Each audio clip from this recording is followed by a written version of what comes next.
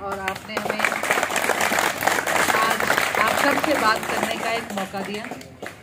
और केशव ने सोचा था भी इससे ज़्यादा होंगे, लेकिन आज कई कार्यक्रम है, हमें केशव ने पहले ही बता दिया था कि हम इतने ही एक्सपेक्ट करेंगे। आज उन्होंने मुझे ये भी बताया है कि आप लोग अलग अलग कॉलेजेस से हैं, राइट? सारे स्टूडेंट्स हैं? कोई जॉब में भी है अभी? कोई स्कूल गोइंग भी है? कॉलेज है? मेरे को लगा ये, हाँ। और हेलमेट पहन के कौन कौन आए हैं? मैंने यही बोला था, मैंने कहा हमारा थोड़ा प्रोग्राम फेल हो जाएगा, यहीं पे पुलिस वाले रोक लेंगे, मैंने बोला था ना। खैर, प्लीज सबसे पहले तो मेरी सारे भाइयों से और बच्चों से ये रिक्वेस्ट है, wear a helmet. Hairstyle खराब हो जाएगा, शक्ल बची रहेगी और भविष्य भी बचा रहेगा और लाइफ भी बची रहेगी, तो इट्स वेरी इंपॉर्टेंट। और आज का उन्होंने मुझे कहा कि हम बातचीत करेंगे। तुम्हें धूप लग रही है, इधर आ जाओ, पिकअप कुर्सी, नहीं ये हरी शर्ट में कम यहाँ लगे, ले आओ, आ जाओ यहाँ आ जाओ। तो कोई बहुत ज्यादा हम इसे एक पॉलिटिकल प्रोग्राम की तरह नहीं लेंगे। आप यंगस्टर्स हैं और किसी ने मुझे कहा, एक देहाती प्रोग्राम के अंदर किसी ने मुझे कहा था, जी जहाँ जवानी चलती है वहाँ जमाना चलता है। तो आप लोग एक तरह से तो लीडर्स हो, एक तरह से आप हमारा भविष्य हो। और वैसे तो आज सारी जवानी हमारे यहाँ पंजाब के बाद आज की तो कनाडा को चली हुई है, सबको पता है। जिसको पता कर लो, हमारे ही साथी, हमारे जितने हमारे पुराने साथी थे, बच्चा कनाडा में है, बेटी अमेरिका में है, वो ऑस्ट्रेलिया चला गया, ये न्यूजीलैंड चला गया, कोई इंग्लैंड में बस गया है। तो बड़ी दुख की बात है। और आप वो जनरेशन है, जैसे मुझे याद है केशव, आप 2014 में कितने साल के थे? कितने के थे? हाँ, और मुझे याद है उस टाइम हम कैंप लगाया करते थे। हमने कैंप्स का नाम रखा था I help, information helpline camps. बहुत सा हमने उस टाइम देखा कि सरकारी स्कीम थी, लेकिन किसी को पता ही नहीं था फॉर्म कौन सा भरना है, किस दफ्तर में जाना है, अफसर किस दिन मिलेगा। और बहुत से लोग क्या करते थे, बैंक का फॉर्म दे देते थे 10 रुपए में किसी को, ये भर ले, ये बुढ़ापा पेंशन फॉर्म है। तो इतनी प्रॉब्लम्स चल रही थी। तो हमने कहा कि भी हमने एक हेल्पलाइन लॉन्च करी और हमने उसमें कहा कि भी कोई भी फोन करके पूछ सकता है, जी मेरा ये है, ऐसी सिचुएशन है, मेरे को कौन सी स्कीम लागू होती है, मैंने क्या काम करना है, क्या नहीं करना है। और उसके लिए हम गाँव में जाके भी कैंप लगाते थे। फिर हम भैया से पता करते थे कि मचौंडा गाँव में लाइट कब से कब आएगी उस दिन। फिर हम उस दौरान प्रिंटर लेके, स्टैंप लेके, फॉर्म लेके सब बैठ जाया करते थे। और केशव उस टाइम वहाँ हुआ करता था हमारे साथ, छोटा सा। तो हम लोगों के फॉर्म वहीं भरते थे, सारा का सारा उनकी मदद करते थे। मेडिकल कैंप हम लगाया करते थे। तो आज जो ये बच्चा, आज केशव मैं कहूँगी यंग हुआ है, जॉब ढूंढने की कगार पे है, थैंकफुली उसे मिल गई। बहुत से लोग थे जो 2014 में 18, 19, 20 के थे, आज लगभग 10 साल बाद वो 30 के हैं। जब भाजपा की सरकार आई तो उन लोगों ने सबसे आगे झंडे लेके चले थे। आज मैं जानना चाहूंगी उनमें से कितनों की जॉब्स हैं, नौकरियां हैं, कितनों को 2 करोड़ नौकरी पर साल मिलनी थी, मतलब 2 करोड़ मीन्स 20 करोड़ नौकरी। 130 करोड़ का तो पूरा देश है, जिसमें से आधी औरतें लगा दो, बूढ़े लगा दो, बच्चे लगा दो। फिर उसमें से उनको निकाल दो जिनकी ऑलरेडी नौकरी है, फिर उनको निकाल दो जिनके बिजनेस है, तो बचे क्या? 20 करोड़ के अंदर तो मतलब देश के एक एक लड़के को नौकरी होनी चाहिए थी। और लड़का छोड़ो, एक एक लड़की को नौकरी होनी चाहिए थी। आज आप जाओगे, लड़के होते हैं थोड़े कैजुअल होते हैं, पढ़ाई पे कम जोर रहता है, लड़कियां ज्यादा पढ़ लेती हैं। जो तुम काम करने जाओगे उसमें तुमसे बेटर स्पीकिंग, बेटर लुकिंग लड़की होगी, और वो कहेगी मुझे इतना पैसा भी नहीं चाहिए, क्योंकि वो थोड़े टाइम के लिए कर रही होगी शायद। तो वेयर डू यू गो? आप तो जाओगे फिर कनाडा ही। तो मैं आज उनसे पूछना चाहती हूँ, 10 साल निकल गए हैं, 10 साल हरियाणा के अंदर तो कम से कम 32 से 35 पेपर, जो इसने बताया, पेपर निकले हैं, फॉर्म भरे गए हैं। 100 की नौकरी के लिए हजारों में आते हैं, 1000 की नौकरी के लिए लाखों में फॉर्म आते हैं। सबकी पेमेंट सरकार लेती है। और जब पेपर रद्द हो जाता है तो मैं जानना चाहती हूँ किसी के फॉर्म का रिफंड हुआ है? 32 पेपर आके कैंसिल हो गए, आके लीक हो गए। अभी भी बता रहे हैं मेडिकल लाइन ले लो, उसमें हजारों पद पड़े हैं। अगर आप फूड एंड सप्लाई डिपार्टमेंट ले लो तो अगर उसमें जितनी सीटें, उनमें से शायद 2-3 भरी हुई हैं। और भी कितनी भी नौकरियां देख लो, पता नहीं क्यों सरकार इस पे जकड़ के बैठी है, मिला नहीं है।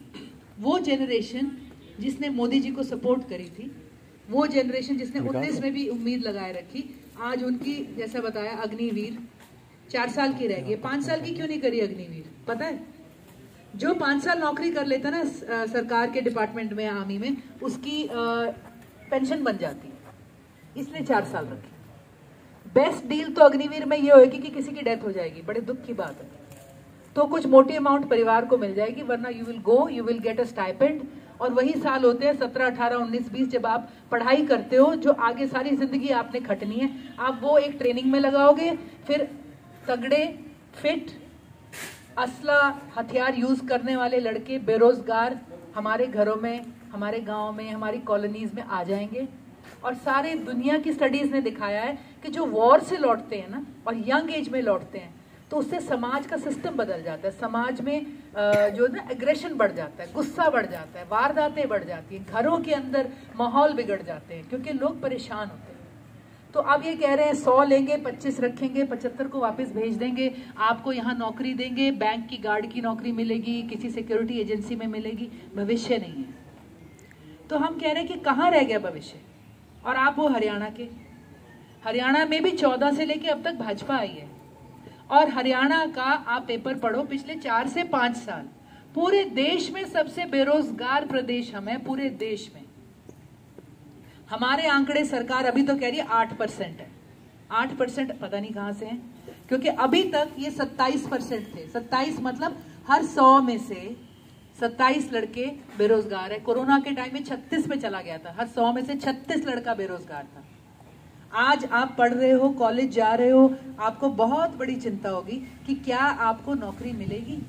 और एक्चुअली कॉलेज टाइम इतना सुंदर होता है ना, मैं आपको सच बताऊं, आप जीन्स में, हेयर स्टाइल्स में, दोस्तों में इतने मशरूफ होते हो, आपको ध्यान ही नहीं रहता, रियलिटी बहुत जोर से हिट करती है।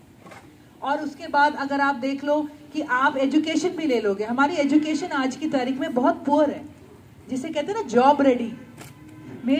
मेरे परिवार में लोगों ने MA कर ली, लेकिन मैं उन्हें कहती हूँ ना कि तुम फ्री हो यार, आ जाओ, कंप्यूटर उठाओ, फटाफट से एक प्रेजेंटेशन बना दो, कुछ एक राइट अप कर दो। They can't. क्यों? क्योंकि हमारी एजुकेशन उस तरफ गियर्ड ही नहीं है। 4-5 marks, 33%, 40%, 45%, you are not job ready. इससे बेहतर तो मैं कहती हूँ आज की तारीख में जिसने हाथ का हुनर देख लिया, वो भूखा नहीं मर रहा, 1000 रुपए की दिहाड़ी वो कूट के अपने घर ले जा रहा है आज की तारीख।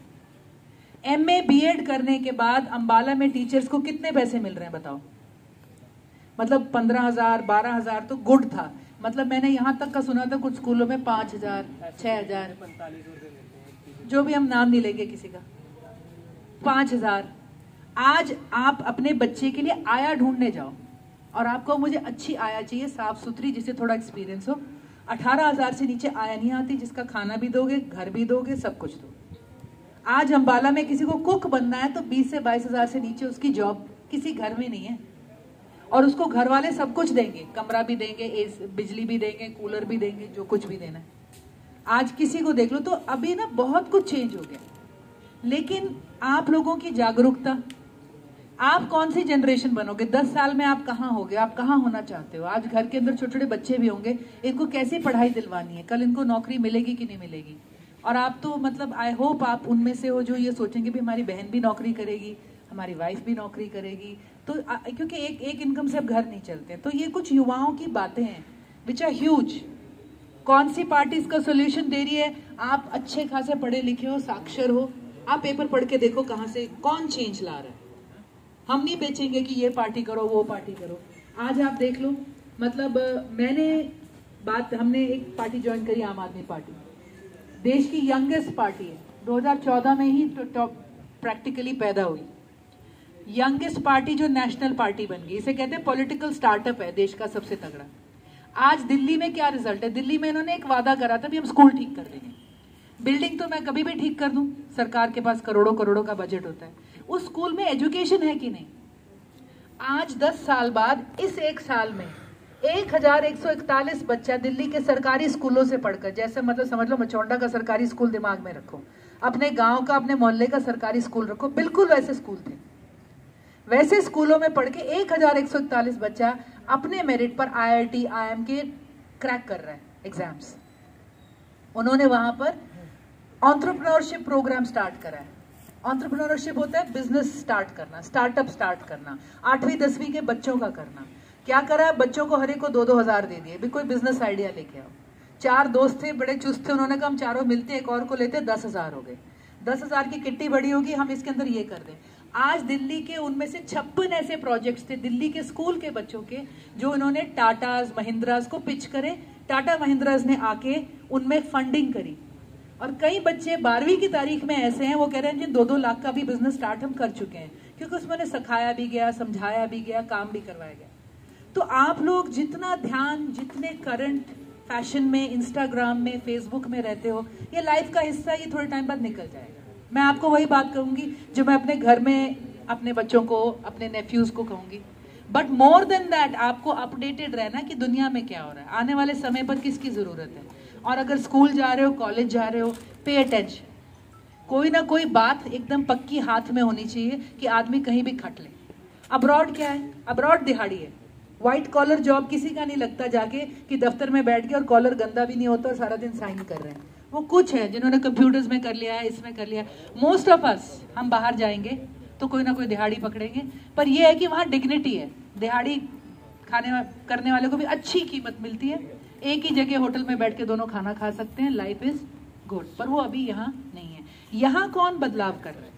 तो मैं समझती हूँ कि आप देखिए एजुकेशन में कौन बदलाव कर रहा है, कौन है जो रोजगार में बदलाव करके ला रहा है। किधर से खबर आ रही है कि लोगों को नौकरियां मिल रही हैं, किधर से हो रहा है कि झूठे वादे नहीं थे। अभी भी कहते हैं मोदी जी आएंगे, मतलब मेरे को तो जैसे कहते हैं ना, बियॉन्ड बिलीफ है, मतलब लोगों की खाल उतर गई, पर उनसे बेचारों का चाव नहीं उतरा अभी तक। तो आई डोंट नो किस लिए आएंगे, जिस लिए आएंगे हम कहते हैं लोगों को मुबारक हो।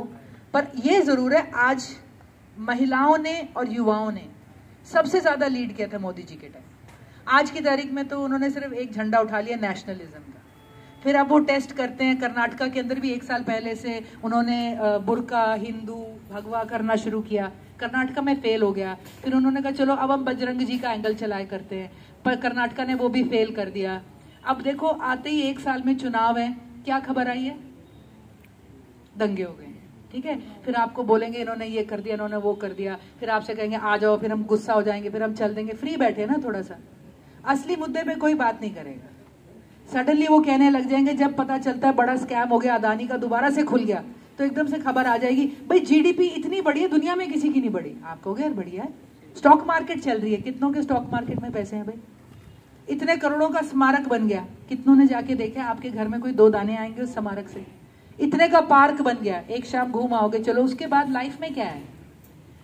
250 करोड़ का आप म्यूजियम बना रहे हो। साइंस इंडस्ट्री को अंबाला की 250 करोड़ की मदद मिलती तो यहां पर हजारों नौकरियां हो सकती। जीएसटी की मार, नोटबंदी की मार, अब बाढ़ आई है। हम तो इंडस्ट्रियल टाउन थे ना, हम इंडस्ट्रियल टाउन है, लेकिन हमारी इंडस्ट्री मर चुकी है। किसी को आइडिया हो तो साइंस इंडस्ट्री अब कितने बुरे हाल पे। तो मैं समझती हूँ कि दिखाने का सिस्टम और होता है, और युवा जो होते हैं, जो चमक दमक प्रेजेंटेशन कहते हैं ना, जो दिखता है वो बिकता है। बहुत बार जैजी प्रेजेंटेशन में कोई कुछ भी बेच जाता है, but you have to take care. और आप में